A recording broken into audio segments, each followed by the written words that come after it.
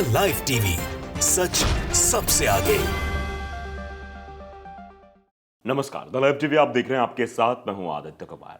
Israeli सैनिक यानी IDF के सैनिक एक ऐसी जगह पर पहुंच गए जिस जगह को देखने के बाद उनके होश पाख्ता हो गए। दरअसल उस जगह पर हमास की ट्रेनिंग हो रही थी और हमास ने अपने उस जगह पर ड्रोन अड्डे बना रखे थे।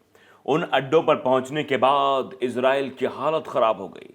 दरअसल कहा तो जा रहा है कि इजराइल ने रेड करी है वहां पर, लेकिन उस रेड के बाद वहां की तस्वीर देखने के बाद जो स्थितियां हुई, आप समझ सकते हैं कि कितनी हालत खराब थी। आप देख सकते हैं तस्वीर, आपको एक तस्वीर दिखा रहे हैं, जिस तस्वीर में आप देखिए कैसे जो है उस अड्डे पर ये बुलडोजर लेकर पहुंचते हैं। वहां पर ड्रोनों का इंतजाम किया गया था, यानी वहां पर कोई हमला करने वाला सैनिक नहीं था, कोई लड़ाका नहीं था, वहां पर जो है ड्रोन से अटैक हो रहा था, जिसको देखने के बाद उनके रोंगटे खड़े हो गए। ये तस्वीर आप देखिए, ये साफ तौर पर तस्वीर देख सकते हैं। ये पहली जो तस्वीर हम दिखा रहे हैं, जिसमें लिखा भी गया है कि जस्टिन आईडीएफ, मतलब जस्टिन करके लिखा गया कि Israeli troops discover Hamas drone manufacturing plant and weapons depot in residential area. मतलब रेजिडेंशियल एरिया है, यहाँ पर किस तरीके से हमास जो है वो ड्रोन बना रहा था, किस तरीके से वहाँ पर चीज़ें कर रहा था। आप देख सकते हैं एक बस में एक आप समझ सकते हैं कि जस्टिन इजरायली सैनिकों ने आवासीय क्षेत्र में, मतलब रहने वाले रेजिडेंशियल एरिया में हमास ने ड्रोन विनिर्माण यानी ड्रोन बनाने का सारी चीज़ें और हथियार, इस जो डिपो पूरा मिला है, इसकी खोज की है। देख सकते हैं आप, Israeli troops discover Hamas drone manufacturing plant and weapons deputy in residential area, source times of Israel. यानी जो सूत्र है, जो जहां से ये खबर आई है, वो टाइम्स ऑफ इजराइल की तरफ से तस्वीर आई है, और तस्वीर देखकर आप अंदाज़ा लगा सकते हैं। देखिए किस तरीके से ये इजरायली सैनिक, आईडीएफ के जवान हैं जो जा रहे हैं वहाँ पर। देखिए कैसे जाकर देख रहे हैं कि यहाँ पर किस तरीके से हमास ने सब कुछ इंतजामात कर रखे थे। यहाँ पर कैसी चीज़ें देखिए आप, ये ड्रोन यहाँ पर बनाए जा रहे थे, मिसाइलें यहाँ पर बनाई जा रही थी, आप सामग्रियाँ यहाँ देख सकते हैं किस तरीके की चीज़ें यहाँ पर थी, बड़ी बड़ी चीज़ें। यानी आप इससे ही इजराइल को ये अंदाज़ा लग गया है कि आने वाले समय में क्या चीज़ें करके रखी हुई हैं। तो आप साफ तौर पर देख सकते हैं किस तरीके से यहाँ तस्वीर, दो बेड पड़े हुए हैं, उनके आसपास चीज़ें जो मिली हैं वो तस्वीरों में आप स्क्रीन पर अपने देख सकते हैं। तो हाल फिलहाल में जो चीज़ें हैं, और उसके बाद एक और मैरियो नफल की तरफ से ट्वीट किया गया है, मतलब एक्स पर पोस्ट किया गया, जिसमें लिखा हुआ है जस्टिन, मतलब उसमें भी लिखा हुआ है कि देखिए Justin, IDF conducts operation in Jenin refugee camp in the West Bank, uncovering and destroying IEDs. मतलब आईडीएफ ने वेस्ट बैंक में जेनिन शरणार्थी, जो वहां पे जो रिफ्यूजी थे, जेनिन रिफ्यूजी शिविर में ऑपरेशन चलाया। आईईडी जो होता है, आईडी को उजागर नष्ट कर दिया है, मतलब जो आईडी वहां ब्लास्ट करने के लिए रखे गए थे उन सबको नष्ट किया गया है। D9 bulldozers uncovered and destroyed dozen of improvised explosive device IG। यानी D9 बुलडोजरों ने दर्जनों इम्प्रोवाइज्ड एक्सप्लोसिव डिवाइस यानी कि आईईडी को खोल दिया और नष्ट कर दिया है। तो आप इससे अंदाजा लगा सकते हैं कि किस भारी मात्रा में अपनी तैयारियों के साथ हमास लगातार हमला कर रहा था, और हमास ने ये प्लानिंग पहले से ही कर ली थी, अगर ये कुछ ऐसी होंगी तो हम कैसे इसका सामना करेंगे, कैसे अब अटैकिंग मोड में आ जाएंगे। आगे देखिए कि troops clashed with A gunman during operation. इस ऑपरेशन के दौरान सैनिकों के बंदूकधारियों से भी झड़प हो गई है, जो वहां पर बंदूकधारी थे उनसे झड़प भी हुई है। The IDF conduct a drone strike against a group of armed Philistinis who were shooting at Israeli force। IDF ने सशस्त्र फिलिस्तीनियों के एक समूह के खिलाफ ड्रोन हमला किया जो इजरायली बलों पर गोलीबारी कर रहे थे। तो आप अंदाजा लगा सकते हैं किस तरीके से ड्रोन का इंतजाम किया गया था, और जब रेड पड़ी तो रेड पड़ने के बाद हालात क्या हो गए वहां पर। हमास के हमले, मतलब हमास की जो ड्रोन अड्डा था और जो हमले की प्लानिंग वहां पर हो रही थी, उन सबको देखकर होश उड़ गए हैं।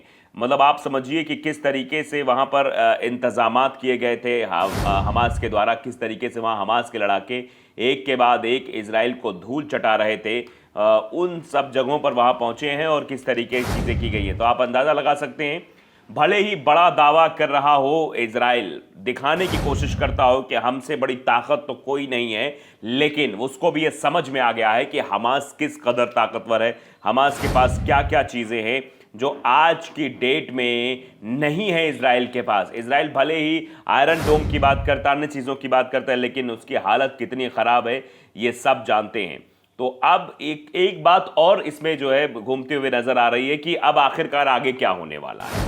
इजराइल हमास युद्ध के बीच दो इस्लामिक देशों की नाराजगी का इस पर कुछ असर हो सकता है क्या, ये भी कहा जा रहा है। साफ तौर पर तुर्की के राष्ट्रपति रजब तैयब एर्दोगन और मलेशिया के पीएम अनवर इब्राहिम, इन दोनों की मुलाकात, इन दोनों के लिए बात, ये सब चीज़ें अब बहुत मायने रख रही हैं।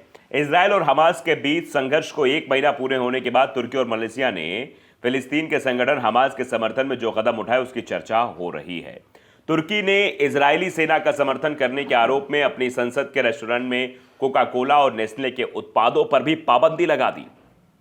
वहीं मुस्लिम देश मलेशिया के प्रधानमंत्री ने दो टूक कहा कि उनका देश अमेरिका की ओर से फिलिस्तीनी संगठन हमास के विदेशी समर्थकों पर लगाए एक तरफा प्रतिबंधों को मान्यता नहीं देगा। 7 अक्टूबर को संघर्ष शुरू होने के बाद तुर्की के राष्ट्रपति रेसेप तैयब एर्दोगन की ओर से सख्त प्रतिक्रिया न दिखने पर चर्चा तेज हुई थी। तुर्की के रवैये को तटस्थ कहा जा रहा था क्योंकि उसने इस जंग के लिए ना तो इजराइल पर उंगली उठाई और ना ही हमास पर। लेकिन पिछले सप्ताह की ही तुर्की ने इस रुख से हटकर गाजा पट्टी में आम लोगों पर इजरायली बमबारी और बदतर होते मानवीय हालात का हवाला देते हुए इजराइल से अपने राजदूत को वापस बुला लिया था। तुर्की की प्रतिक्रिया इसलिए भी मायने रखती है क्योंकि वो 31 सदस्यीय सैन्य गठबंधन नेटो का सदस्य है, इसी नाते वो अमेरिका के सहयोगी देशों में से भी एक है। फिलहाल अमेरिका संघर्ष में खुलकर इजराइल के साथ खड़ा दिखाई दे रहा है। माना जा रहा है कि एर्दोगन हालिया रुख से उनकी सरकार और नेटो सदस्य देशों के बीच तनाव भी बढ़ सकता है। तुर्की से पश्चिमी देशों का तनाव बढ़ने से ही पहले से ही बढ़ा हुआ है। मलेशिया और अमेरिका के बीच अच्छे कारोबारी रिश्ते हैं, ऐसे में माना जा रहा है कि दोनों में संबंधों में तनाव हो सकता है, इससे कारोबार पर भी असर पड़ सकता है। फिलिस्तीनी संगठनों को मिलने वाली वित्तीय सहायता में कटौती करने के मकसद से अमेरिका की प्रतिनिधि सभा में the Hamas international financing prevention act को पिछले सप्ताह पारित किया गया। अब अमेरिकी सीनेट में इस प्रस्ताव पर वोटिंग होनी है।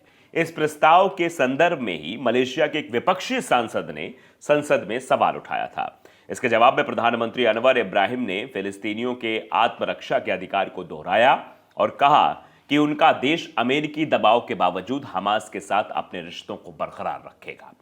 उन्होंने कहा कि हमास को मिल रही बाहरी मदद पर रोक लगाने के अमेरिका के प्रयास एक तरफा हैं और मलेशिया इसे मान्यता नहीं देगा। मलेशियाई प्रधानमंत्री अनवर इब्राहिम ने कहा कि उनकी सरकार इस बिल पर हो रही गतिविधियों पर भी नजर रखे हुए है। उन्होंने कहा कि इस बिल का मलेशिया पर तभी असर होगा जब यह साबित हो जाए कि उसने हमास या फिलिस्तीनी इस्लामिक जिहाद को किसी भी तरह मदद की है। संसद में दिए गए एक लिखित जवाब में पीएम अनवर इब्राहिम ने कहा, मलेशिया खिलाफ किसी भी प्रतिबंध का असर मलेशिया से लेकर अमेरिकी सरकार और कंपनियों के आकलन पर भी पड़ेगा। साथ ही इससे मलेशिया में अमेरिकी कंपनियों के निवेश के मौके भी प्रभावित होंगे। ये सीधे सीधे अमेरिका को चेतावनी है। यह पहली बार नहीं है जब मलेशिया ने इजराइल पर सख्त रवैया अपनाया हो। पिछले महीने ही मलेशिया की राजधानी कुआलालंपुर में हजारों की संख्या में लोगों ने फिलिस्तीनी लोगों के प्रति एकजुटता दिखाने के लिए रैली भी की थी। इससे पहले भी पीएम अनवर ने कहा था कि वो हमास की निंदा करने के लिए पश्चिमी दबाव में नहीं आएंगे। उन्होंने कहा था कि पश्चिम और यूरोपीय देश बार बार मलेशिया से हमास की निंदा करने के लिए कह रहे हैं। हालांकि इस दावे के समर्थन में उन्होंने और कोई जानकारी फिलहाल नहीं दी है, लेकिन वो हमास के साथ खड़े हुए हैं, इस बात का दावा भी कर रहे हैं। तो द लाइव टीवी को अगर आपने सब्सक्राइब नहीं किया जरूर करिए, बेल आइकन दबाइए ताकि सच खबर आप तक पहुंचती रहे। नमस्कार। द लाइव टीवी, सच सबसे आगे।